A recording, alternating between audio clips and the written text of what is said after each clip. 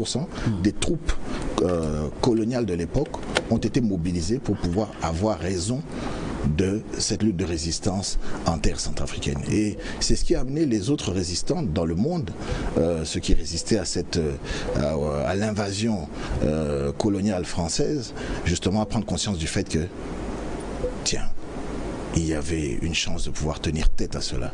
Et même nos frères d'Algérie se sont inspirés aussi. En fait, tous ces résistants-là se sont inspirés de Karinou.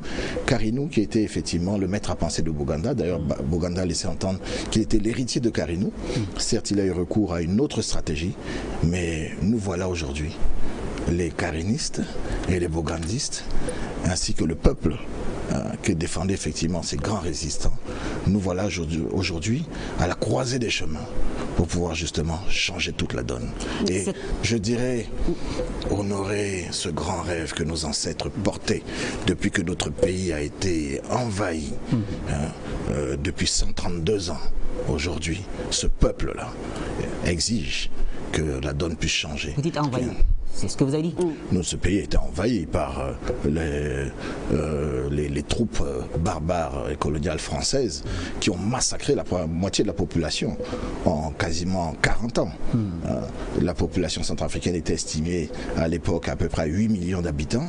En moins de 30 ans, ils ont effectivement décimé, c'est quasiment un véritable génocide. Et pourquoi? Parce que effectivement, la population centrafricaine a été surtout peuplée de résistants qui refusaient d'être assujettis à toute forme de colonialisme, d'esclavagisme. Donc ceux qui fuyaient les razzias arabes et les razzias esclavagistes arabes se réfugiaient à l'intérieur des terres centrafricaines. Ceux qui d'ailleurs, les descendants de la reine Nzinga, se sont établis à l'intérieur des terres centrafricaines. Vous avez même d'ailleurs un village qui s'appelle Nzinga. Et donc tous ces grands résistants-là se sont réfugiés à l'intérieur des terres parce qu'ils ne pouvaient pas accepter d'être assujettis à une quelconque forme de domination. Et ce sont ces derniers qui, quand effectivement les troupes françaises ont pénétré l'intérieur des terres centrafricaines, ont été amenés à résister face à cette pénétration.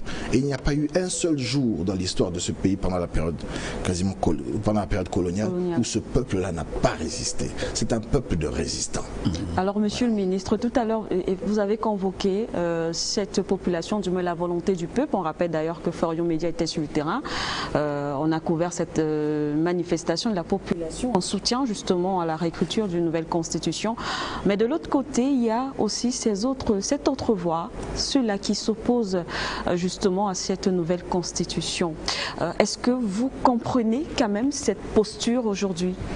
Je ne la comprends pas, mais elle s'explique. Vous savez, même à cette époque-là, depuis l'avènement de la colonisation, il y a eu des collabos. Il y a eu des collabos qui ont collaboré avec effectivement les colons et même qui ont soutenu cette logique coloniale jusqu'à l'avènement des indépendances. Et maintenant, aujourd'hui, nous avons effectivement ceux-là qui défendent ce système néocolonial qui a prévalu pendant un bon bout de temps et système colonial auquel nous avons mis fin. Aujourd'hui, le peuple, en choisissant le président Touadéra, justement, aspire à autre chose, aspire à la liberté, aspire au bonheur, aspire à la richesse. Et justement, c'est à travers, je dirais, toute cette dynamique-là initiée par le président, cette révolution crypto a tout de suite suscité un déclic au niveau de la population. Et à travers le pays, les gens se sont manifestés, levés et ont poussé leurs représentants, à savoir certains députés, à exiger que l'on puisse effectivement fonder un nouvel État en phase avec leurs aspirations profondes. Et pour ce faire, il fallait absolument revoir fondamentalement la loi fondamentale. Et puis, pour faire aussi derrière ça, parce qu'il y a d'autres grandes idées qui étaient portées par le président, mais en fait, qui ne faisaient que, je dirais, traduire les aspirations profondes de ce peuple-là, qui aspirait fondamentalement au bonheur, à la richesse, au développement et à la puissance. Et voilà effectivement ce qui nous amène aujourd'hui à nous retrouver dans cette situation, à la croisée des chemins. Et c'est une période hautement historique. Et comme vous le savez aujourd'hui, alors certains laissent entendre que non, pourquoi revoir les fondements d'un État aujourd'hui, revoir cette constitution. Il y a d'autres priorités, mais il est question de la fondation d'un État. Tout commence par là. Le problème est où? C'est pourquoi maintenant ou pourquoi revoir réécrire la Constitution? Pour eux, c'est et pourquoi maintenant et pourquoi revoir la Constitution. Le problème, c'est que la Constitution a été rédigée dans un contexte assez spécifique de transition et les rédacteurs de cette constitution s'étaient maintenus dans cette logique de transition. Nous ne sommes plus dans cette logique de transition aujourd'hui. Il est question que cet État devienne une puissance en devenir. Et là, ça change tout. Toute la donne change. Il faut tout revoir fondamentalement. Mais il est surtout question de pouvoir revenir à l'esprit de ce peuple-là, l'esprit de ceux qui ont fondé ce peuple-là, à savoir Karine et Boganda. Vous savez, il y a une lettre que le président Boganda avait écrite à Abel Goumba quand il se rendait au Ghana lors du troisième congrès panafricain, où justement déjà il parlait de cet esprit qui devait animer cette constitution, qu'il rédigeait déjà. Ils étaient en train de travailler sur le préambule et tout est dedans. Tout est dedans, les fondements de cette nation qu'il fallait structurer, cette nation panafricaine. Il était question de fonder les États-Unis d'Afrique centrale latine pour aller aux États-Unis d'Afrique. Et c'est le message qu'il avait effectivement demandé à Goumba de porter à Nkrumah lors du congrès panafricain. Et d'ailleurs, Goumba, dans son discours lors de ce congrès, a justement relaté tout ça, à savoir qu'il fallait que, et en Centrafrique et ailleurs, la constitution africaine puisse justement intégrer les valeurs fondamentales du panafricanisme et de l'idée justement de cette Afrique, cette grande Afrique unie. Et vous savez, aujourd'hui, nous sommes à l'ère des grands ensembles, et j'en parle de l'Europe, de ces grands ensembles qui se constituent autour de l'Europe, de l'Asie et du reste. Et aujourd'hui, le débat se pose aujourd'hui en Afrique avec beaucoup plus d'acuité. Cela s'impose à nous, le panafricanisme. Et il est question justement d'intégrer aussi tous ces éléments-là dans cette constitution. Merci pour ces prises de parole, monsieur le ministre. Oui. On va poursuivre avec vous, monsieur William. Je voulais en même temps, si vous permettez, en 30 secondes, en profiter pour vraiment remercier mes frères panafricains ici présents autour de cette table pour le travail formidable qu'ils ont abattu pour conscientiser la masse africaine et aussi la jeunesse centrafricaine sur ces questions fondamentales, effectivement, pour lesquelles nos ancêtres, Karine et Boganda, ont donné leur vie. Vraiment, merci. Voilà. Dieu les entiers nous bénisse. Merci à vous, monsieur le ministre. Une fois de plus, William Djiapou. Alors, vous là qui représentez ce réseau national au niveau de la jeunesse, aujourd'hui, il y a ce changement, du moins ce qui s'écrit aujourd'hui dans l'histoire de la République centrafricaine. À quel niveau se positionne la jeunesse centrafricaine aujourd'hui? Quelle est votre grille de lecture à propos de cette réécriture de la Constitution?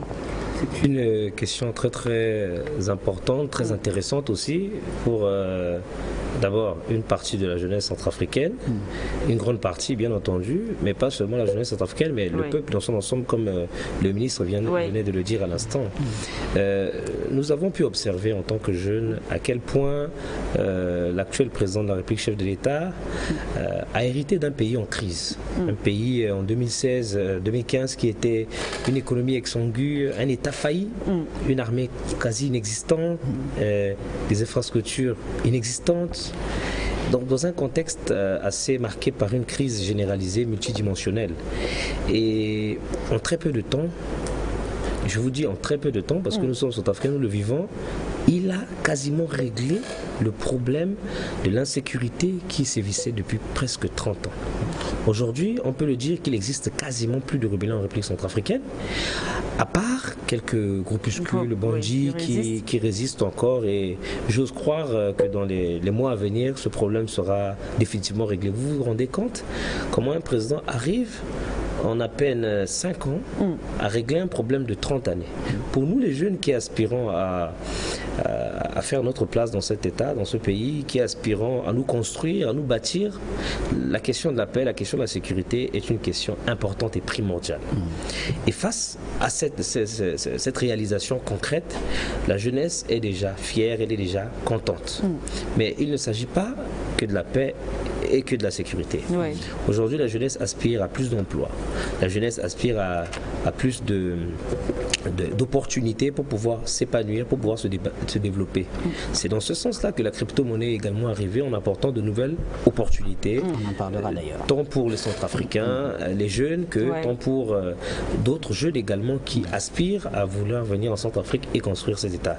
La question de la modification de la Constitution est arrivée à une question très importante. Si vous avez suivi les débats nationaux qui se sont déroulés ces derniers temps, nous avons une organisation fêtière de la jeunesse, le Conseil national de la jeunesse, qui a pris plus ou moins une position concrète en faveur d'envoyer des délégués dans le comité de rédaction de la prochaine constitution. Oui.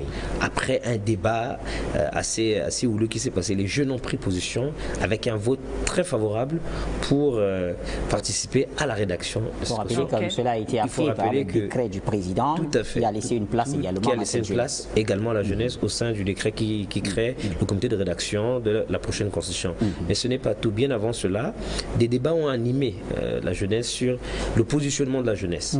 Aujourd'hui, une partie du Front républicain qui porte cette vision de la nouvelle constitution a consulté ses bases. Vous savez, une grande majorité de la population centrafricaine, c'est une population jeune, plus de 60%, et les bases ont réagi positivement en sollicitant notamment des questions qui sont purement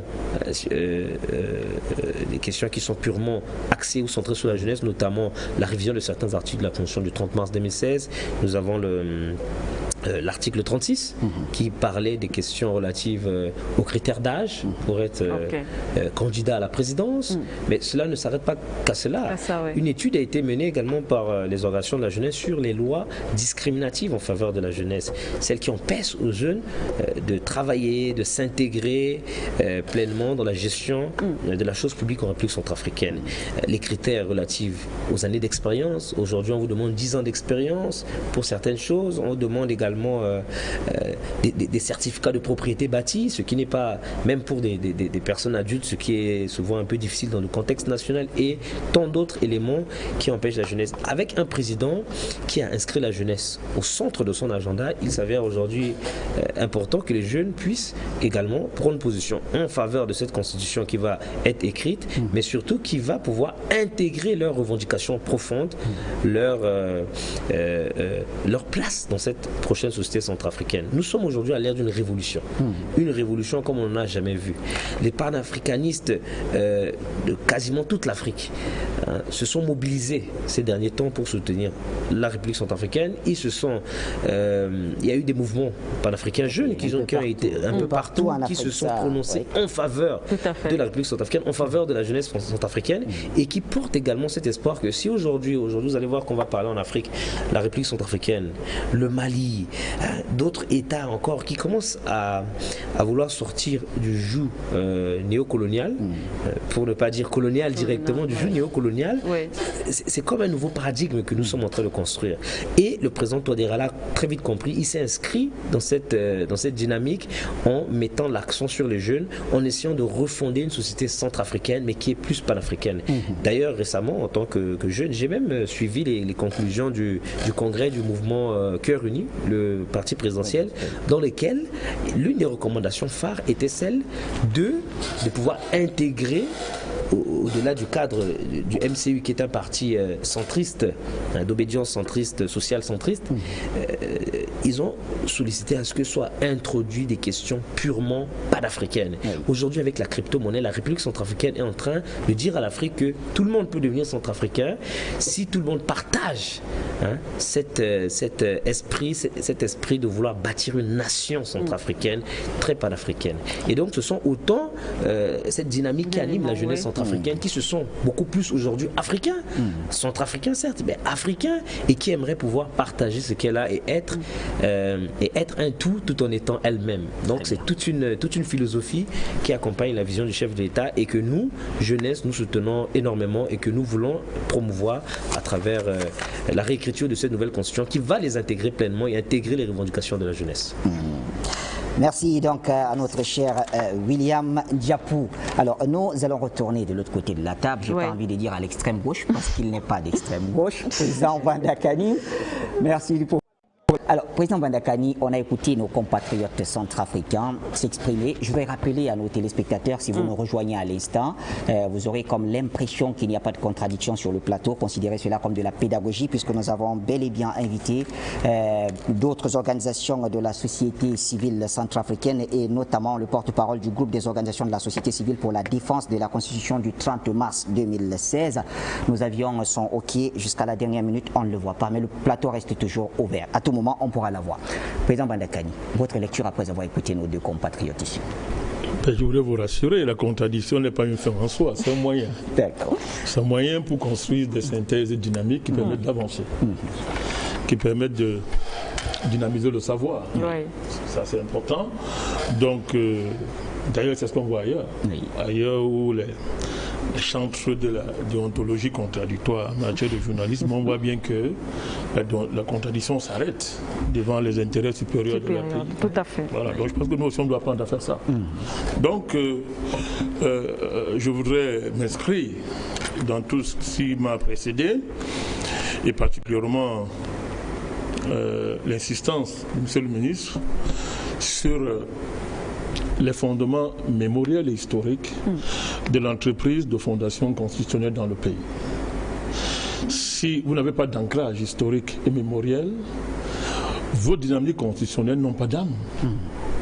Une constitution qui n'a pas d'âme, c'est un fantôme. C'est un fantôme. C'est un spectre.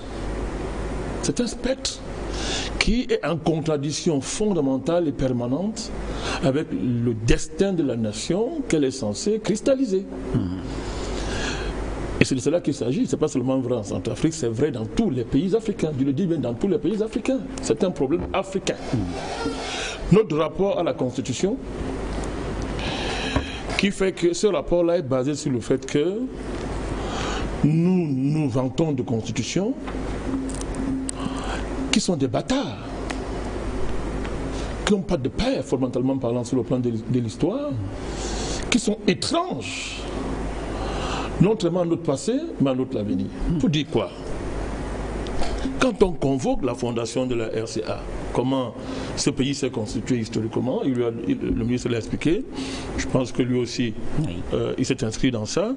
Quand on convoque le passé de ce pays, on voit très bien qu'il s'est constitué historiquement dans la résistance, dans la nécessité de survivre à un défi que lui a posé l'entreprise coloniale, après les entreprises esclavagistes et les guerres Pearl, pour ne citer que ça. C'était un défi, survivre, refuser de mourir. Nous voulons vivre. C'était compliqué. Vous vous imaginez comment on survit dans l'économie esclavagiste? Vous vous imaginez comment on fait dans des guerres, dans des razzias? Mais c'est extraordinaire. C'est extraordinaire. Et ça n'a pas fini. Ben, le colon est arrivé, ils se sont partagés le pays, les Belges et les Français se sont partagés le long des deux, les deux niveaux du fleuve. Oui. Ils sont partagés. Après, c'est la France qui a pris le pays. Qu'est-ce qui s'est passé? Il a convoqué la grande guerre du Congo-Wara.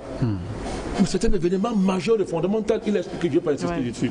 Comment on peut faire des dynamiques constitutionnelles qui ne prennent pas en charge cette histoire? Comment c'est possible? Qu'est-ce qu'on veut construire? Ça va déboucher sur quoi? Si on oublie cette histoire, mais qu'est-ce qui fédère les Centrafricains? Qu'est-ce qui les fait être ensemble? Mais c'est justement parce que on n'a pas vivifié cette mémoire que le Centrafrique continue à être perçu comme une juxtaposition de peuples, de populations qui n'ont rien de commun. Dès qu'on construit la communauté centrafricaine sur la base de la mémoire et de l'histoire, mais ça conduit inéluctablement vers le panafricanisme.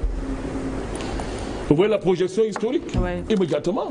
Et quand vous vous inscrivez dans la dynamique panafricaniste, ben, il y a des combats que vous ne meniez pas. Il y a des divisions qui sont impossibles. Comment on fait? Il y a des divisions qui ne sont pas possibles. Il y a des oppositions qui sont inutiles, qui disparaissent d'elles-mêmes. Président Bandakani, oui. La seule convocation de la dynamique historique suffit-elle pour demander aujourd'hui la réécriture de cette constitution? Non, elle ne suffit pas. Oui. Ben, j'arrive. Si vous ne commencez pas par là, vous brassez du vent. Les mêmes causes produiront les mêmes effets. Mon cher Bachir, il y a deux témoins. Il y a deux témoins qui regardent l'expérience constitutionnelle du peuple centrafricain. Si on prend 1958 pour référence, puisque c'est la date où on proclame la République. L'indépendance vient après. C'est ça, monsieur le ministre. Voilà. Donc, il y a deux témoins. Vous expliquez comment on explique, je le répète, la question c'est à partir de l'état permanent de guerre dans lequel se trouve ce pays, alors qu'il a des constitutions. Ce n'est pas moi qui pose le problème, c'est un fait objectif. Aucune passion partisane, aucun intérêt politique ne peut résister à la puissance de ces témoins. Ces guerres sont-elles le fait des constitutions mal écrites? Les constitutions cristallisent ces guerres-là. Elles sont le document juridique qui est censé prévenir ces conflits-là. Mais ces conflits s'imposent aux constitutions. Donc le premier constat qu'on dit, c'est que soit ces constitutions produisent cette instabilité chronique, soit les instabilités chroniques sont au-dessus des constitutions et on tire les conséquences. On ne peut pas le faire depuis, mais on connaît l'histoire de ce pays. C'est un État qui a failli, qui est failli. Donc il n'existe pas. Il l'a démontré hier suffisamment. Il n'existe pas. Pour des raisons historiques que nous connaissons, pour les questions historiques que nous connaissons. Donc quand on convoque les questions historiques, c'est pour démystifier, mettre sur la table les véritables causes qui font que les constitutions, n'est-ce pas, centrafricaines, et je dis, pour la plupart des pays africains, sont faibles. Mais si on prend le cas de, c'est pas seulement le cas centrafricain, prenez des expériences d'autres pays africains, vous voyez très bien que les constitutions ne tiennent pas. Dès qu'un régime arrive, la constitution qui l'a précédé, il estime que bon, ça ne marche pas, ça ne va pas. Il y a un conflit permanent entre les dynamiques constitutionnelles et l'existence même du pays. Le deuxième témoin, mon cher Bachir, le deuxième témoin radical, c'est la mise sous tutelle de ce pays. Mais ce pays est sous tutelle. Comment vous l'expliquez? Que fait la MINUSCA ici? Pardon? Que fait la MINUSCA ici? La mission. Donc les Bokanda, les Karinous, tous les patriotes de ce pays qui se sont battus depuis le XVIIIe siècle jusqu'à aujourd'hui, ils l'ont fait pour que le pays soit remis sous tutelle. C'est quand même extraordinaire. Voilà un pays qui a eu Bokanda, qui s'est mobilisé pour l'indépendance, qui a inspiré toute une résistance mondiale, mais qui se retrouve aussitôt après l'indépendance sous tutelle. Et ça conduit jusqu'à aujourd'hui. Mais vous allez me dire n'importe quoi. La présence de la MINUSCA, même si on veut dire qu'on fait, il faut gérer les contraintes diplomatiques. Mais vous faites comment pour ne pas interroger ça? C'est un problème. Que fait la MINUSCA ici?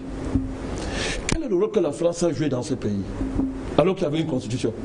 Mais c'est un pays qui n'appartient pas aux Centrafricains. Mais si le pays n'appartient pas aux Centrafricains, c'est quoi la constitution? C'est quoi la constitution? Mais c'est quoi? C'est un plâtre, on a plâtré quelque chose. C'est quoi? C'est quoi la constitution dans ce contexte-là? Ce sont les vrais débats que l'entreprise constitutionnelle ne peut pas omettre. C'est-à-dire qu'on ne peut pas passer dessus.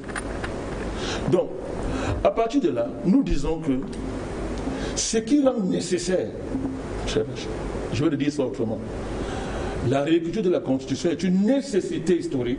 C'est d'abord à cause de ces deux témoignages, le bilan des expériences qui sont passées, mais aussi le fait que ce pays est à l'aube de quelque chose d'extraordinaire, ça se voit. Mais tout le monde le dit, tout le monde le voit. Que ce soit à l'étranger, nous on voit ça de l'extérieur, nous on habite, nous on vient de l'extérieur. Mais quand nous sommes à l'extérieur, nous voyons très bien qu'il y a une espérance qui est en train de naître dans ce pays. Oui. Ça fait longtemps qu'on n'a pas vu ça. Ça fait très longtemps qu'on n'a pas vu ça. Avant, l'histoire de ce pays s'est conjuguée en drame. Nous, de l'étranger, quand on voyait ça, mais écoutez-moi, excusez-moi de dire ça, il ne faisait pas bien d'être centrafricain. Nous, je dis bien, c'est un regard de l'extérieur. Oui, il ne faisait pas beau d'être centrafricain. Quand on avait façon de les cataloguer, c'est un centrafricain. Quand les autres, c'était un Tchadien. Péjoratif. Oui, c'était péjoratif. On le regardait d'une certaine manière. Mais il faut dire que depuis un certain temps, depuis l'arrivée du président Touadéra, il y a une espérance qui est là. Ce pays s'est réconcilié avec l'histoire, il a convoqué la sécurisation du pays. Oui, est-ce qu'on peut négliger le fait que le pays retrouve une stabilité en matière de sécurité après près de 40 ans d'instabilité chronique? C'est un événement majeur. Comment on fait pour ne pas voir ça? Est-ce qu'on peut nier ça? Pour faire ça, il y a eu le génie de quelqu'un. Il a fallu bagarrer, il a fallu lutter extraordinairement dans des contraintes diplomatiques, géopolitiques extraordinaires pour arriver à stabiliser ce pays-là. Oui. Mais ensuite, je dis donc, les perspectives économiques de bonheur qui s'offrent enfin aux Centrafricains, les perspectives qui s'ouvrent à ce pays, c'est clair, à travers le fait que, je chute donc, depuis qu'on pose la question monétaire, depuis 10 ans, mais avant, les Tchundjampoumi l'ont posé, c'est ce que je parle. Le professeur Nicolas Bourou l'ont posé. Tous les grands monétaristes africains ont dit que mais il n'est pas possible de bouger en Afrique tant qu'on ne règle pas la question de cette convention monétaire nazie. Mais quel est le chef d'État? Quel est l'Africain qui, en tant qu'homme d'État, a pris sur lui d'engager une dynamique originale pour en sortir? C'est qui? C'est le président Touadéra. C'est un fait. Je dis c'est le président Touadéra qui prend acte en tant qu'État de dire j'engage mon pays dans une révolution monétaire, mais qui est une révolution économique, culturelle, sociale, politique, Yam l'a dit, et géopolitique. L'entreprise de la crypto-monnaie. On y reviendra d'ailleurs. Merci à vous. Ces deux événements, mon cher Bachir, font de l'entreprise, de réécriture, de la Constitution. Et ces deux événements, aucune passion politique ne peut les obscurcir. Merci à vous, Président Mbandakani. Docteur Yam, tout à l'heure, le Président Mbandakani justement a expliqué entre autres en se basant sur l'histoire ainsi que les autres co-panélistes. Mais on sait également que la République centrafricaine, tout comme les autres États africains, ce n'est pas le seul pays d'ailleurs qui a procédé à soit modification de la Constitution. Il y en a eu plusieurs, et ce qui crée justement plusieurs fois des troubles, ce qui m'amène à présenter justement l'avis de certains analystes qui pensent d'ailleurs justement que ce n'est justement pas le fait de changer ou de modifier les constitutions puisque les conflits persistent et perdurent. Alors ce n'est pas forcément le fait de modifier ou de réécrire la constitution qui pourrait changer le devenir d'un État. Cela est vrai. Cela est vrai. Parfaitement vrai. C'est même tellement vrai que c'est la raison pour laquelle je suppose il est temps justement pour la Centrafrique, mais c'est valable pour tous ces pays qui parlent le français et utilisent le franc CFA, de se poser la question simple de savoir, sommes-nous vraiment des États, des pays indépendants, des pays souverains aujourd'hui? Parce que la question fondamentale, j'ai commencé par là tout à l'heure, c'est si vous êtes souverain, cela s'exprime, cela s'incarne dans une ingénierie juridique constitutionnelle, mais également dans une architecture politique. Et ce qui se passe dans le débat que j'entends, c'est en fait un problème qui est bien connu de ceux qui étudient les révolutions, c'est-à-dire les innovations qui permettent un saut qualitatif. La plupart des acteurs politiques que j'entends ont le sentiment d'être en contradiction les uns des autres. Je n'en ai pas vraiment le sentiment. Je n'en ai pas la conviction. De façon absolument significative, je ne vois pas de différence dans les attitudes. Le problème, c'est comment on exprime finalement l'originalité de quelqu'un, et cela se perd dans des échanges sur les détails. Or, le fond du problème, c'est justement de dire aujourd'hui, compte tenu, je reprends par la fin du président Mbandakani, les opportunités économiques, le contexte international aujourd'hui, la situation, l'évolution dont parlait M. Ndiapou, je ne voudrais pas revenir sur les fondements historiques que le ministre Bida a rappelé à suffisance. Je voudrais simplement dire que en réalité, quand on tient compte de tout cela, les Centrafricains, clairement, ne sont pas en opposition aujourd'hui. Alors, à quoi est-ce qu'on assiste depuis un moment? On assiste à ce qu'on appelle, ça s'appelle en matière de révolution l'incommensurabilité. C'est un mot trop gros, trop ampoulé, trop technique, mais qui veut simplement dire qu'en fait, les gens utilisent les mêmes mots, mais ils ne mettent pas les mêmes contenus. Or, ils parlent tous de la constitution de leur pays. Mais chacun met le contenu qu'il veut. Or, ce qui veut dire clairement qu'il y a une intersection qui est la Constitution, donc ils sont sur quelque chose sur quoi ils peuvent s'entendre. Mais la question, c'est plutôt de dire, de rappeler à tout le monde que chaque fois que vous vous trouvez dans cette situation d'incommensurabilité, tous ceux qui sont sur les extrêmes ont tort. En fait, leur position est fausse. C'est la position du milieu qui est la position purement constitutionnelle, dans le sens premier de ce terme, qui veut dire se tenir ensemble. Je ne sais pas s'il y a un seul Centrafricain aujourd'hui qui me dira « Oh, je n'ai pas envie de réconciliation ». Le terme que le président Mbandaka a utilisé en Centrafrique, je n'ai pas envie de me tenir, de me mettre avec les autres Centrafricains pour que notre pays avance. Donc, en fait, ils sont dans l'incommensurabilité, ils ne sont pas vraiment dans l'opposition ou dans une opposition ou dans des contradictions. Et l'autre chose, mais je dis qu'ils ne sont pas dans la contradiction. Je suis très... Retenez bien ce mot parce que vous avez dit il n'y a pas de contradiction. Oui. Non. En fait, les révolutions ne sont pas bâties sur les contradictions. Les révolutions sont bâties sur les sauts qualitatifs. Et le principe qui fait qu'on se tienne ensemble, c'est ça qui permet d'arriver à quelque chose qui est tout simplement un saut quantique. C'est-à-dire, en fait, vous partez d'un état à un autre sans que nécessairement on connaisse par quel chemin vous êtes passé, sans qu'on puisse le retracer. Et la manifestation du fait que vous vous teniez ensemble, c'est ça qui se consigne et qui se codifie du fait de vos échanges. Ça se codifie dans ce qu'on appelle donc une constitution. Parce que la constitution ne saurait être un simple texte qu'on écrit.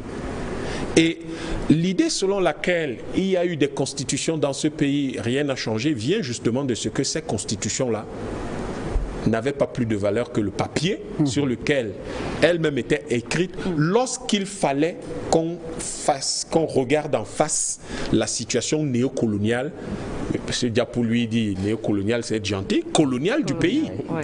Parce qu'au fond, ce que cette constitution bridait, c'est la capacité de ce pays à s'unir, à se réconcilier, à retrouver la dynamique révolutionnaire, la dynamique de quête de liberté de Carrinou, mais surtout cette dynamique, j'emprunte cette expression au ministre Bida, il me pardonnera de l'utiliser avant lui, la dynamique de Boganda qui est la dynamique du droit à la richesse, du droit au bonheur. D'où ces 5 verbes. Citez-moi un seul Centrafricain qui n'est pas concerné par ces 5 verbes. Se loger, se nourrir, se vêtir, s'éduquer, se soigner. Est-ce qu'il y en a un seul? Or, si vous permettez, oui. Le concept du droit à la richesse partagée pour tous, en fait, est porté par Touadéra, non par Boganda. C'est une traduction. En fait, oui. Ça vient de ces 5 verbes. Et vous, aujourd'hui... Il va au-delà des 5 verbes. Aujourd'hui, le président Touadéra va au-delà des 5 verbes de Boganda. Tout à fait. Et donc, il est question maintenant d'aspirer à la richesse pour tous. La richesse partagée pour tous. De défendre le droit à la richesse partagée pour tous. Ce qui nous amène aussi à pouvoir fondamentalement... C'est vrai que Boganda défendait ces idées-là, mais pour lui, il y avait d'abord d'autres priorités. Absolument. Aujourd'hui, la priorité aussi pour le président Touadéra est tout autre, eu égard à l'évolution de l'évolution historique du pays et justement eu égard au fait que nous sommes dans un monde en pleine mutation. Il est question aujourd'hui, de par le fait qu'il faille aujourd'hui, selon le président, défendre ce droit à la richesse pour tous, partant de ce principe-là, nous devons effectivement exploiter nos richesses, nos ressources au profit justement du bonheur des populations. Donc nous avons ce droit-là de pouvoir jouir, profiter de nos richesses pour pouvoir être riches. Et ce droit-là, effectivement, doit profiter à tout le monde et doit être partagé par tous. Et c'est un droit, effectivement, qui revient à tout le monde. Et le président, en fait un principe fondamental, ce droit à la richesse pour tous. Le droit à la richesse partagée pour tous. Merci. Monsieur le ministre, merci. En fait, ça me conforte... Ah, pardon. Juste pour... Oui. 5 secondes, simplement. Voilà. Ça me conforte dans la perspective historique que j'essayais d'établir. C'est la perspective historique. C'est-à-dire qu'on voit le mouvement carriniste qui est un mouvement de quête de la liberté, de combat pour la liberté des hommes, et puis arrive un président qui s'intéresse fondamentalement aux 5 droits, aux droits fondamentaux de son peuple. Et aujourd'hui, on a une étape où cela évolue et est capté, mais réinterprété dans un concept d'ailleurs nouveau, innovant, parce que ça ne fait pas partie. Et ça, c'est extrêmement important. Universaliste, humaniste, le droit à la richesse partagée. C'est des choses qui me semblent réunir tous les Centrafricains, et c'est des choses qu'il faut continuer à rappeler à tout le monde, mais des choses qui réunissent pas seulement les Centrafricains, c'est les Africains, mais également l'humanité tout entière. Vous nous accordez 2 minutes dans votre temps de parole, le temps peut-être d'aller au standard. On nous signale l'appel de Delphin depuis Bujumbura, c'est ça, oui. Gitega au Burundi, voilà, plutôt. Bonsoir à vous Delphin, merci de nous retrouver. Bonsoir ma chère sœur Sekendoumbé. Bien sûr, au duo qui présente si brillamment les thématiques chaque soir sur la maison Foy Media. Je n'oublie pas de saluer les invités. Monsieur Bidon, que j'avais déjà eu l'occasion de voir sur d'autres médias. Et je n'oublie pas mes aînés, Bandakani, Monsieur Dominique Yamtimi. Et le quatrième, je m'excuse, je n'ai pas retenu son nom. L'essentiel est dit, mais pour ma part, je vais sur quelques points très importants. J'ai beaucoup apprécié les propos du ministre, d'ailleurs, étant un haut dignitaire, il pourra vous confirmer ce que je veux dire. Il a été un témoin privilégié en observant notamment les troupes burundaises qui travaillent du côté de Centrafrique, notre état d'esprit. Effectivement, comme les invités, je m'inscris dans cette logique qui doit, j'allais dire, rappeler, plutôt rafraîchir l'héritage de nos aînés, donc Karim et Boganda. C'est exactement la même logique que le Burundi des années 2010 a adopté en rafraîchissant le souvenir d'un compagnon de lutte, Boganda. Je fais allusion ici à feu son Altesse le prince Rwagasore, auquel le Rwanda et le Burundi doivent tous deux leurs indépendances. Il a malheureusement été assassiné comme papa Boganda, mais ça ne l'a pas empêché ses enfants aujourd'hui, donc les Burundais et les Burundaises d'aujourd'hui, et je ne m'enorgueillis pas peu d'en être un exemple, de ne pas oublier tous les efforts qu'ils ont déployés pour que le Burundi s'en sorte. Et je souhaite naturellement la même victoire au Centrafrique. Le reste, tout le blabla démocrate, fait penser aux activités de M. Ojoula et son M. René Pré dans le Cameroun des années 50. Il faut absolument bannir ce genre de fadaise. Et donc, la dynamique, comme l'a dit M. Bandakani, qui consiste à lancer un travail, un chantier multiple à la fois social, politique, militaire et monétaire en Centrafrique, et pour ma part, qu'il faut encourager tous les jours, et des émissions comme celle-ci sont là naturellement pour montrer le chemin. Donc pour ne pas monopoliser le micro, je vais m'arrêter ici. Foy Media, une fois de plus, allons de l'avant. Et à vous Delphin, depuis Gitega au Burundi, merci d'avoir appelé ce soir. Et le standard reste ouvert, hein. On y retournera tout à l'heure. Alors Sekendoumbé, ce que je propose, nous allons redonner la parole à la fois au ministre et bien sûr à William pour une autre intervention avant de passer à la prochaine étape. Monsieur le ministre, de quelle constitution la RCA a-t-elle besoin aujourd'hui? Avant de répondre, si vous permettez, je voulais rebondir sur une remarque qui avait été faite par le président Bandakani ici présent sur la tutelle dont nous sommes censés faire l'objet. Nous ne sommes pas sous tutelle. C'est vrai, la MINUSCA est là depuis un bon bout de temps. Quand le président Touadéra a été élu par le peuple, afin qu'il puisse libérer le peuple d'une certaine tutelle, dès son élection, il a assumé la souveraineté de cet État-là et de ce peuple. Il est vrai qu'il y a eu des tentatives de pouvoir justement nous mettre sous tutelle et nous imposer un certain nombre de choses, mais croyez-moi, le peuple centrafricain, le président Touadéra est maître du destin du peuple centrafricain. C'est avec justement dans cette logique souverainiste aujourd'hui que les décisions sont prises, que le président, je dirais, préside la destinée du peuple centrafricain en répondant à ses aspirations profondes.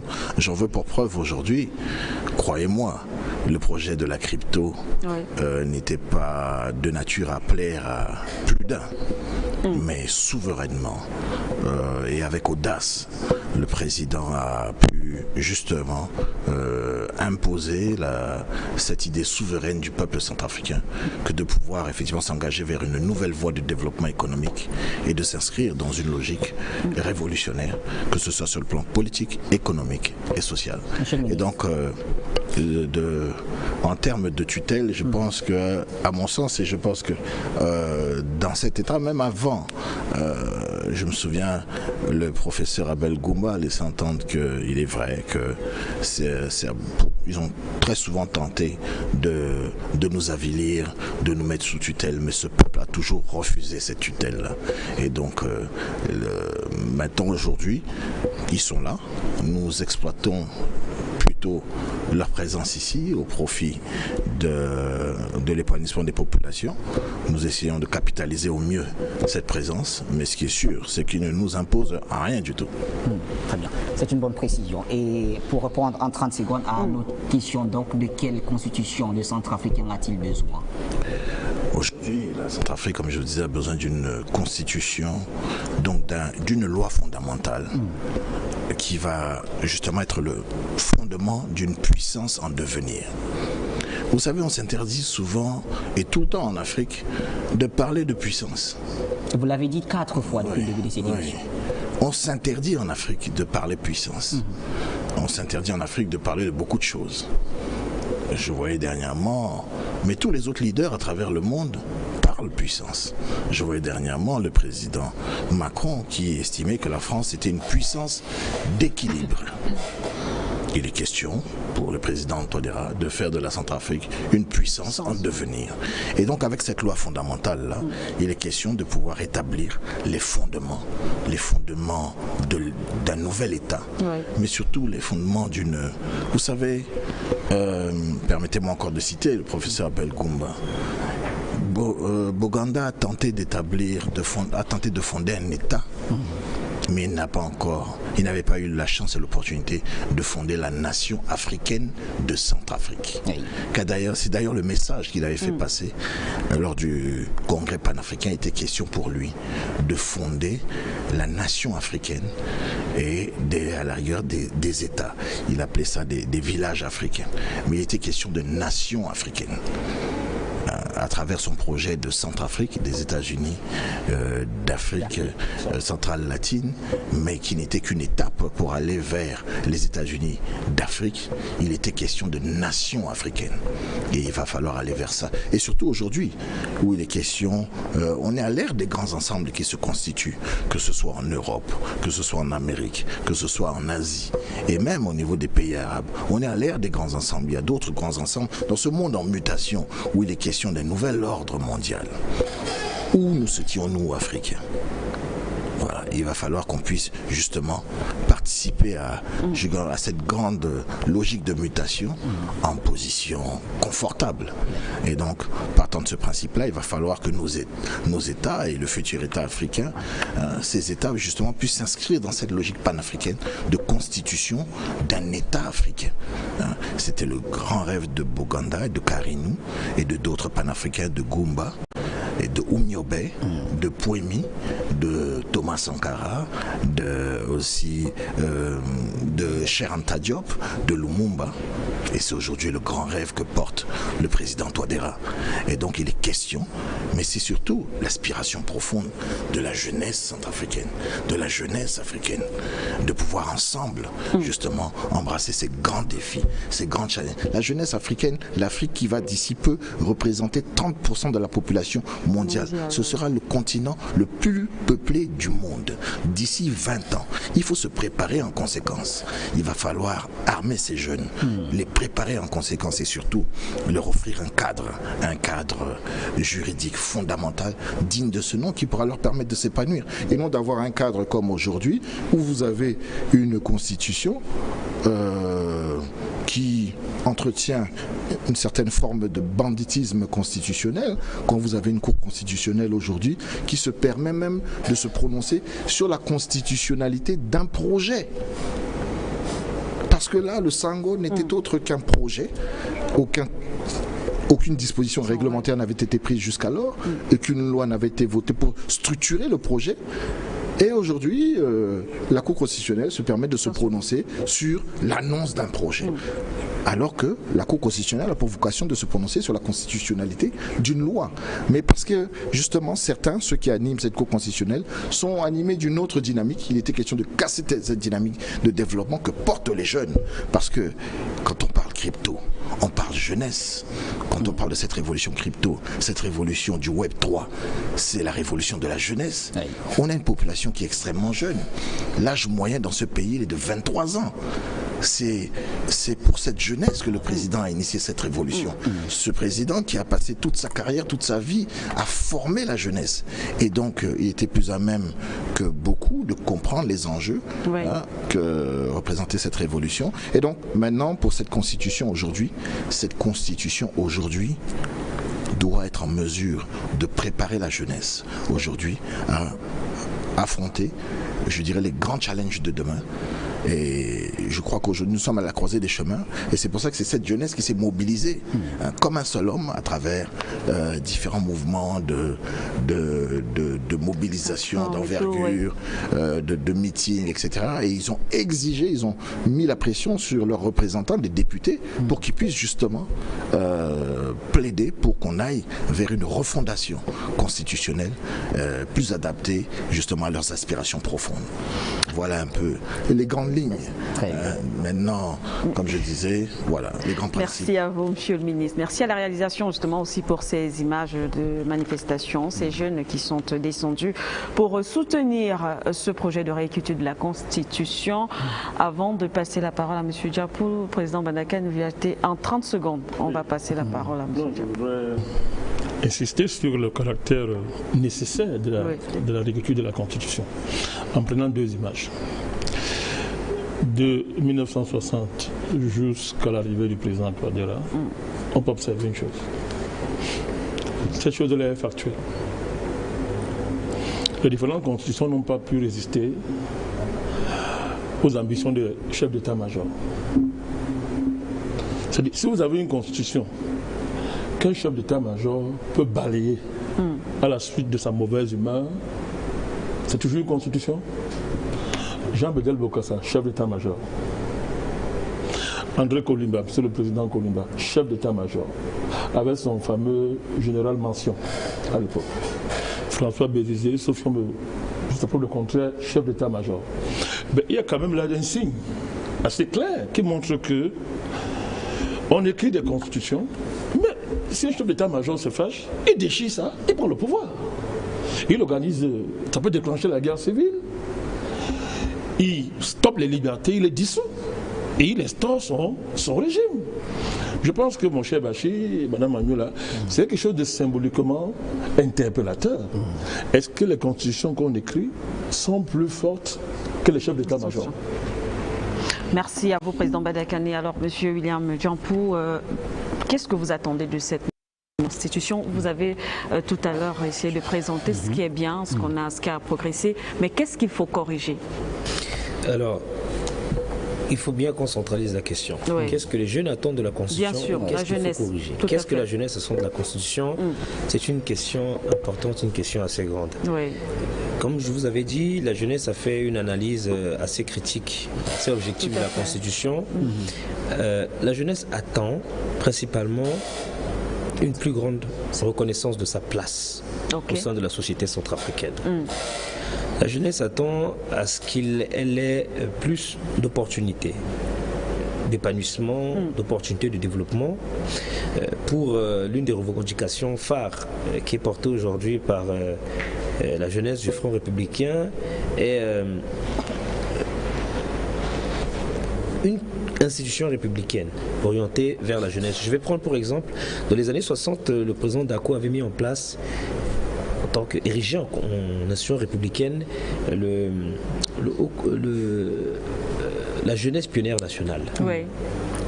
Des années plus tard, le président Kolimba mettra en place le Haut Comité à la jeunesse nationale, qui autant d'institutions érigées en institutions républicaines qui ont disparu au fur et à mesure des années.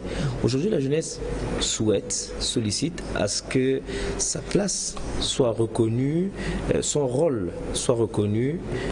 Pourquoi pas notamment au travers non seulement de dispositions législatives ou réglementaires, mais surtout au travers d'une institution qui lui permettra, qui lui offrira des opportunités de développement, des opportunités d'épanouissement, des opportunités de pouvoir plus s'intégrer dans la société centrafricaine.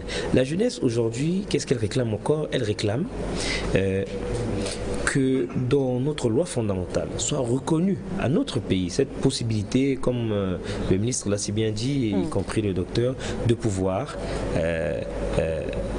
exploiter ses richesses, ses ressources pour son propre épanouissement, son propre développement.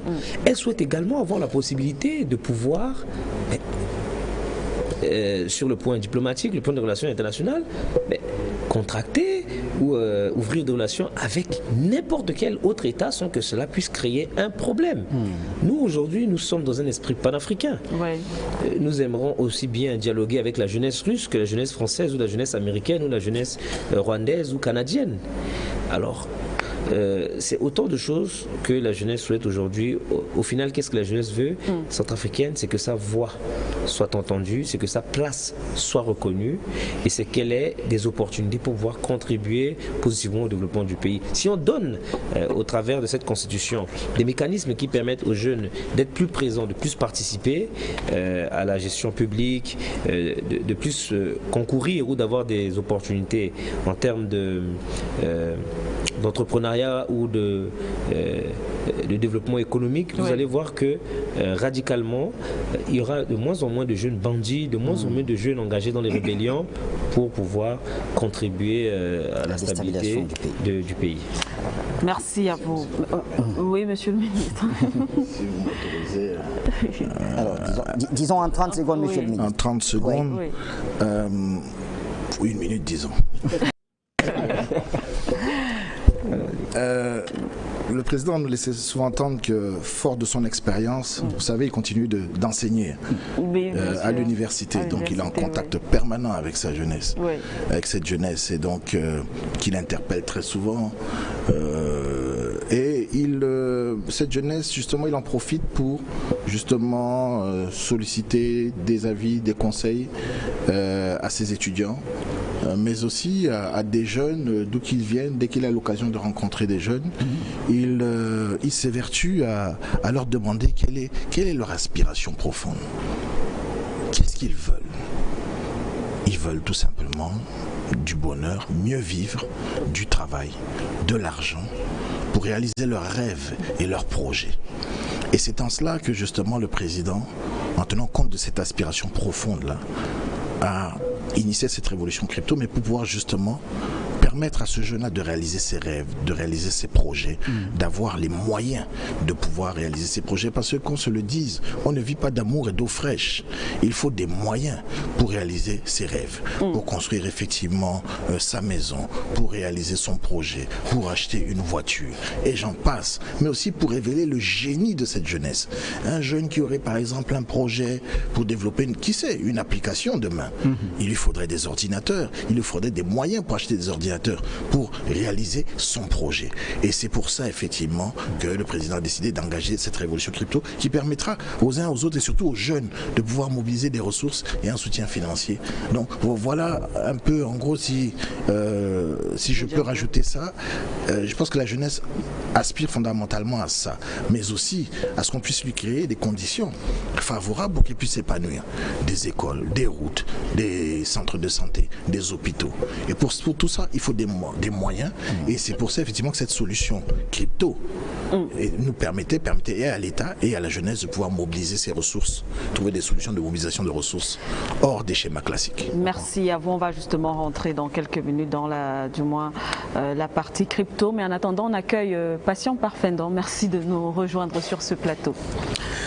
Merci pour cette invitation une fois de plus.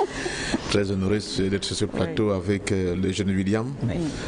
J'ai beaucoup apprécié vraiment ses interventions, mais surtout le niveau où il a eu dû élever ce débat. Je lui dis vraiment merci, bravo. J'ai l'habitude de dire, la Centrafrique ne regorge pas que les richesses de son sous-sol. Mais de plus en plus, ils éclairent le monde par le génie et la qualité de ces hommes. Et je pense que le jeune William rentre en droite ligne de la grande ligne qui a été tracée. On a rappelé les hauts faits de la résistance centrafricaine, mais surtout sous le magistère du président Fossa, quand Archange Touadéra. Je crois que s'il y avait des instances de notation, comme le fait souvent sur le plan économique, les triple A, c'est les triple A qui seraient vraiment attribués à la Centrafrique du point de vue de la qualité de ces hommes-là. Et merci à monsieur le ministre d'être là aussi, de partager cette belle aventure avec nous, et merci pour cette invitation. Alors, Patient Parfendon, à une certaine époque, quand on arrivait au terme d'une thématique, vous étiez chargé de nous faire une sorte d'analyse synthèse. Et comprenez qu'on ne va pas quand même déroger à cette belle tradition qui permettait aux panafricanistes de mieux comprendre les enjeux. Alors, nous avons terminé avec cette première partie. C'est à vous de la refermer définitivement. Merci, c'était un débat fort enrichissant. Je pense que nous avons fait le tour des questions et c'est très très intéressant de voir les synergies, les similitudes, mais surtout l'approche, bien que donnant l'impression d'être divergents, mais qui se retrouvent sur un fait. En fait, de quoi on débat? On débat à essayer d'identifier les lieux et, j'allais dire, le fait historique de la défaite du peuple noir. La défaite du peuple noir. En quoi consiste-t-il? Quand on essaie de poser un diagnostic franc, sincère, profond de cette défaite-là, je pense qu'on arrive à mettre en évidence 4 éléments, au moins. 4 thématiques, je peux les évaluer comme ça. La première thématique, et vous allez voir quand on parle de la République centrafricaine, chaque thématique va trouver totalement sa place dans cette mutation qui doit nous amener à ce nouveau paradigme que tous les Africains et tous les hommes épris de paix, de justice et de liberté attendent évidemment. La première thématique, c'est la valeur de la vie. La valeur de la vie et la question de la valeur. Dans le cadre de cet espace. La deuxième thématique, c'est le vrai leadership et sa construction sociale. Le vrai leadership et sa construction sociale. La troisième thématique, à mon sens, peut être définie comme la prédiction rationnelle. Le Senghor arrive à point nommé dans un environnement bouillonnant, mais riche en espoir. Donc la prédiction rationnelle et la gestion du temps. Parce que nous n'avons pas l'éternité avec nous. Il faut savoir saisir les opportunités historiques à des moments bien précis. La prédiction du temps et la prise de décision. On en vient à la question de la Constitution. Parce que toutes les belles choses que j'ai entendues là, que ce soit de Yambi Timba, que ce soit de monsieur le ministre, que ce soit de Mbandakani ou bien de William, attention, s'il y a un socle institutionnel profond qui légitimise l'encadrement, c'est-à-dire que la volonté exprimée par le peuple pour se tailler, se construire dans le marbre des valeurs, des principes pour ériger ce que j'allais dire, formater leur vivre ensemble et projeter la vision de ce leadership que nous voyons à l'œuvre dans cet espace pour le bonheur des enfants centrafricains demain. Je crois que là, on aurait un gros problème.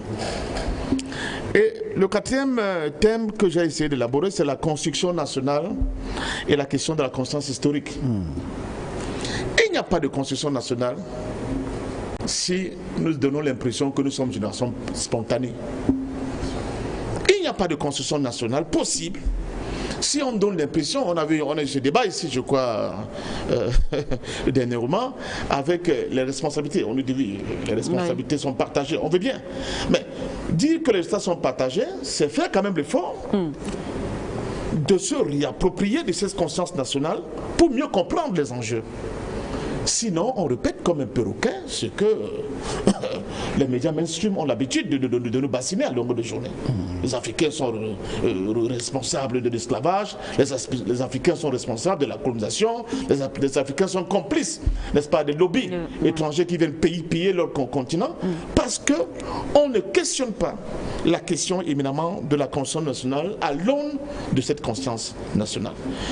Ces quatre thématiques, au moins, que j'ai pu, en nous écoutant, essayer de prendre quelques notes, pour moi, si elles sont abordées avec une conscience patriotique, avec un élan de dignité, mais surtout dans une perspective de construire une Afrique libre, souveraine et indépendante, on verra très rapidement que ce qui semble, comme le docteur Mtima le disait, être comme des points de divergence, ne vont apparaître que comme des simples petites aspérités qu'on peut gommer facilement, surtout si on s'élève en mettant en avant la question de la dignité, non seulement du peuple centrafricain, du peuple africain, mais de l'homme noir tout court.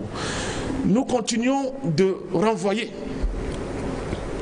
face aux autres peuples du monde le visage de l'esclavage, de l'échec, de la domination, de l'incapacité à labourer notre espace pour en faire des espaces de valeur.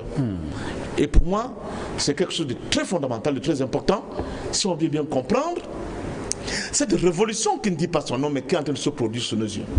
Et cette révolution-là, c'est le miracle de la Centrafrique, sous effectivement le leadership éclairé d'un homme qui depuis un certain temps fait la dignité de tout un continent. Et à mon sens, c'est ce que j'ai pu retenir de cette brillante démonstration qu'il y a eu sur ce plateau. Je remercie une fois de plus vous deux qui avez su calmer nos ardeurs, parce que vous savez qu'on en a, mais en réalité, on ne fait rien de grand sans, j'allais dire, passion. On ne fait rien de grand sans passion. Nous sommes passionnés de ce continent, nous sommes passionnés de notre peuple, nous sommes passionnés des valeurs humaines et de liberté qui doivent en réalité fonder le grand peuple que nous sommes. Voilà. Merci à vous, Passion Parfendum. Eh bien, on parle à présent de crypto-monnaie. On a évoqué tout au long de ce débat. Entrons donc en profondeur, peut-être par la voie la plus autorisée sur cette table, Monsieur le ministre, en ce qui concerne la crypto-monnaie SangoCoin, pour ne pas le citer. Il y a eu également des critiques, vous l'avez d'ailleurs évoqué tout à l'heure, en ce qui concerne la Cour constitutionnelle. Alors, où en est-on aujourd'hui avec ce projet ? Ce projet prospère.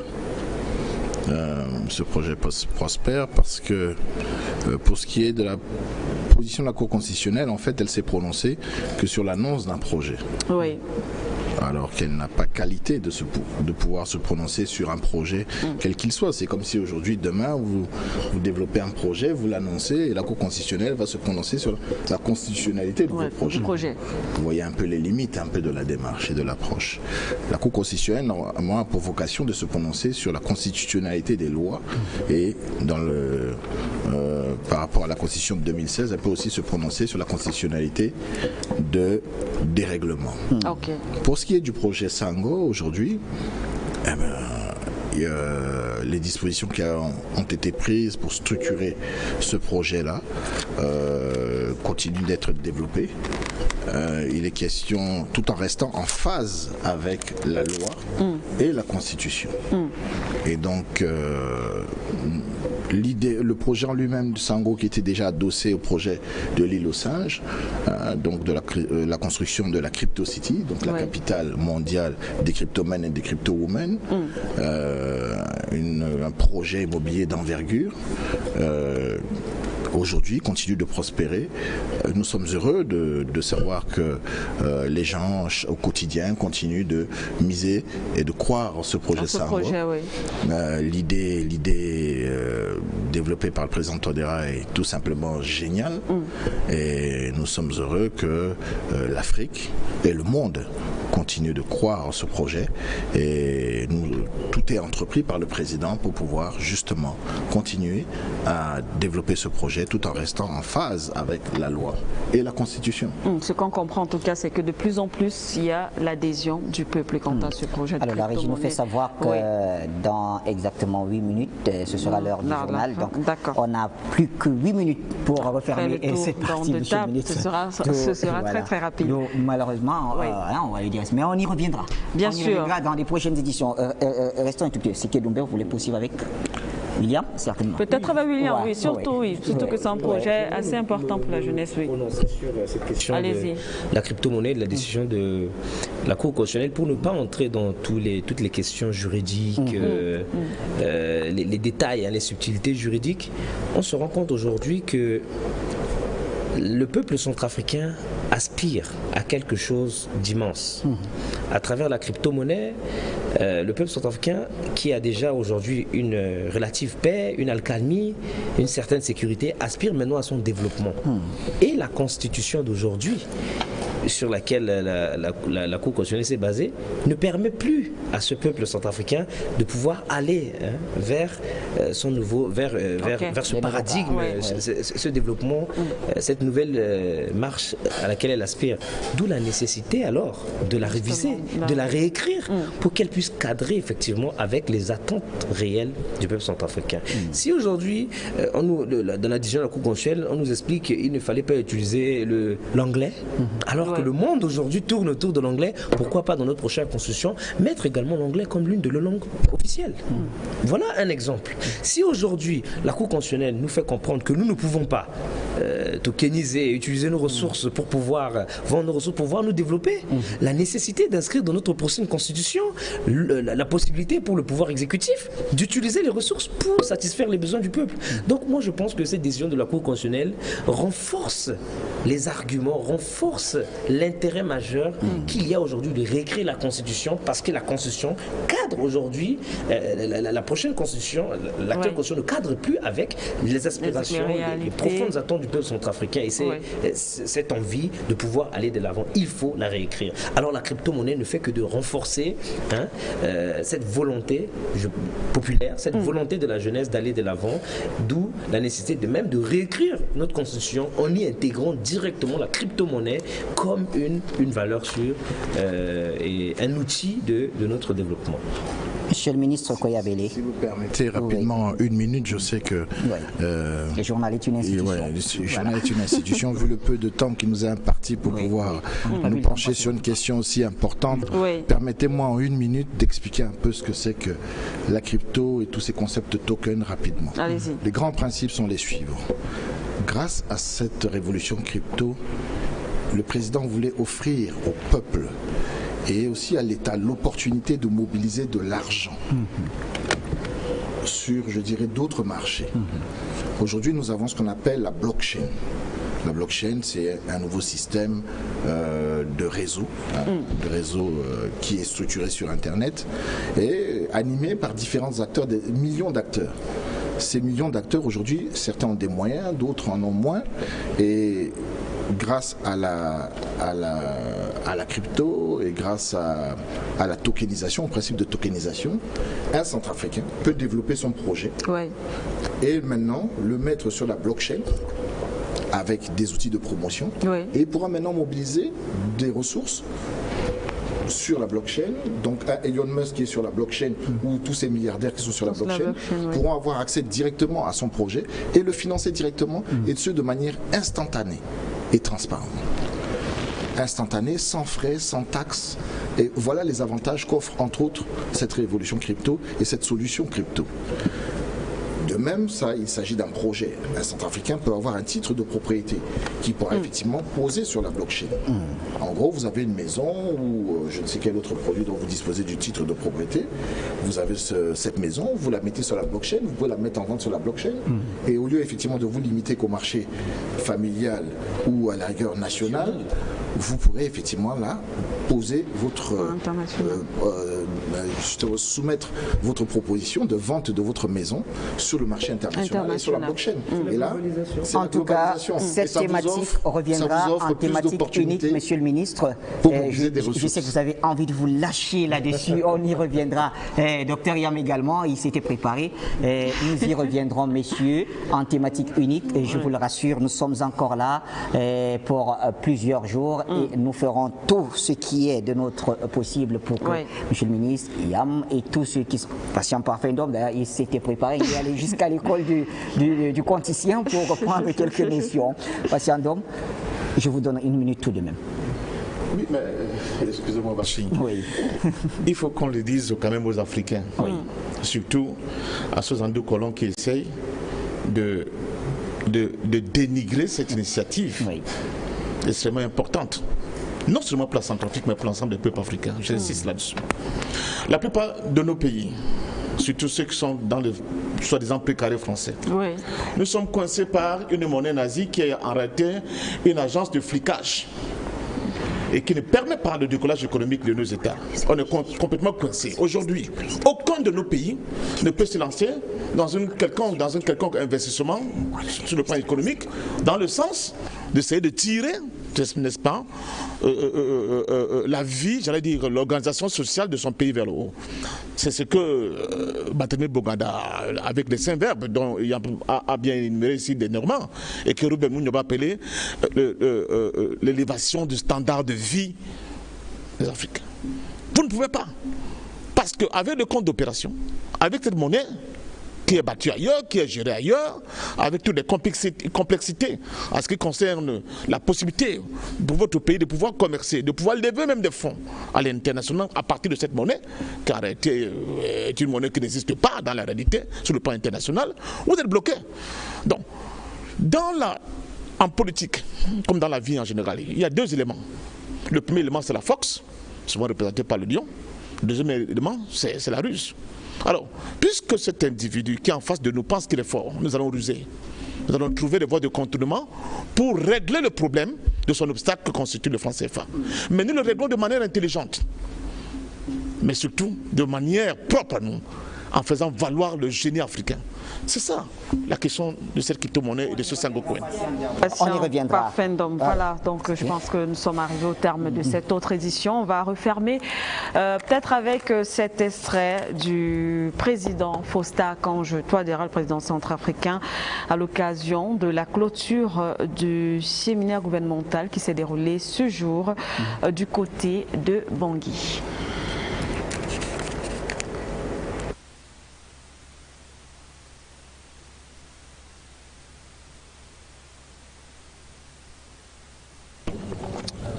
Comme je l'ai dit dans mes propos, d'abord à l'ouverture, en tout cas merci beaucoup. Comme je l'ai dit, c'est un séminaire gouvernemental pour recentrer le gouvernement autour de certains nombre d'objectifs. Aujourd'hui, avec la crise, avec d'autres situations, vous savez que certains nombre de partenaires ont suspendu des appuis budgétaires pour des raisons que nous ne connaissons pas, mais on doit se retourner sur vraiment une mobilisation de ressources internes accrues. Et pour ça, c'est pour ça que ce séminaire a été convoqué. Ça a permis à tous les membres du gouvernement, chacun dans son secteur, de présenter les atouts, les défis, et puis aussi les relations avec un certain nombre de partenaires, parce que certains partenaires travaillent dans cet nombre de secteurs, donc on doit tout faire pour recentrer et aussi permettre à chaque membre du gouvernement de connaître ce qui se passe aussi, c'est-à-dire le travail interministériel. Bon, une évaluation. Et donc il y a des recommandations pour permettre justement, dans un premier objectif, la collégialité et aussi la mobilisation des ressources et permettent aussi à chacun de connaître les difficultés et aussi les opportunités pour chaque département. Donc je suis satisfait, j'ai participé à quelques débats, des échanges pendant ces périodes. Ce sont des échanges francs, débats très fructueux. J'en suis satisfait. D'accord, et parlons de la question de Sango, Monsieur le Président. Lequel? Sango Coin. On sait actuellement que le pays est quand même victime de plusieurs attaques, notamment le FMI qui a bloqué. Est-ce qu'à ce niveau, vous avez essayé d'aborder ce sujet? Non, le Fonds monétaire n'a pas bloqué. Aujourd'hui, nous sommes en dialogue avec le Fonds monétaire international, la Banque mondiale, même la BEAC. Ils vont envoyer des experts ici pour que nous puissions voir, disons, échanger pour travailler sur les décrets d'application de la loi. Donc, il n'y a pas de blocage. Hein, et il y avait un certain nombre d'inquiétudes sur le projet, mais à travers un certain nombre d'échanges, ils ont compris que il n'y avait pas lieu de s'inquiéter. Seulement, il faut être ensemble pour travailler, lever un certain nombre d'équivoques. Aujourd'hui, on ne peut plus reculer avec les monnaies numériques. Il faut se rendre à l'évidence. Bon, c'est peut-être... on ne s'est pas pris mais on a été un peu plus vite et c'est pour ça que ça inquiète. Mais aujourd'hui, quand on y réfléchit, vous voyez bien que toutes les institutions financières commencent à développer la réflexion autour de cette problématique. On ne peut plus reculer avec le numérique, on ne peut plus reculer. On a vu avec l'Internet, on a vu avec la digitalisation aujourd'hui, c'est en avance. Donc ce sont des inquiétudes que nous qualifions de normales. Mais il faut que les gens ne se précipitent pas pour prendre des décisions qui pourraient être irréversibles. C'est de s'attabler, de discuter, de voir comment les choses vont évoluer. On ne peut plus reculer avec le numérique. Merci.